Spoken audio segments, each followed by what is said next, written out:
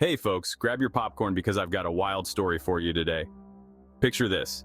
It's a Saturday night, and my cousin and I decide to hit up this club called P&C in Magnolia, Arkansas. We pulled up to the club looking good in my brand new Camaro. We get out and enter the club. I see my cousin Teasy, June Bug, and a bunch of people I'm related to from Waldo. We find ourselves a nice spot and start enjoying the night. Around midnight, the DJs start turning up on the ones and twos. I'm up against the wall, me and my cousins Snoop and Teasy. Out of nowhere, the DJ turns Lil Jon's song on. Y'all niggas can't fuck with my niggas, yo motherfuck that nigga, motherfuck that bitch.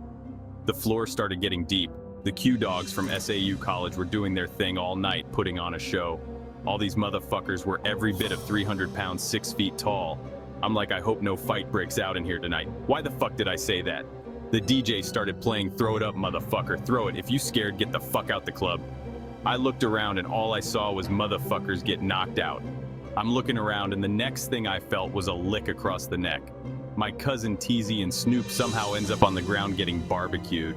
They made their way back on their feet and started fighting. I see everybody fighting, including the women. As I continued looking into the crowd, there's one person moving like John Wick. I'm like, who in the fuck kicking ass like that? I couldn't get a good look at the face because of all the fighting moves being executed. I'm thinking to myself, they gon' have to hit this motherfucker with a taser to stop him. After he slammed this guy, he turns around and walk out the club, and I got a good look at his face. It was Monty from Waldo, Arkansas. I'm like, where is he going? The next thing I see was him coming back to the fight with a brown sitting chair in his hand and walks directly into the crowded fight and started whooping ass with the chair. That night, SAU got an ass whooping they would never forget.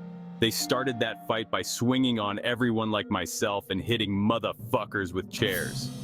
After the cops got everything under control, you could see a lot of college guys walk out the front door looking like Martin Lawrence when he fought Tommy Hearns. It was one chick standing by the door, evaluating and observing and saying things that matched perception of how the people looked when they were walking out the club.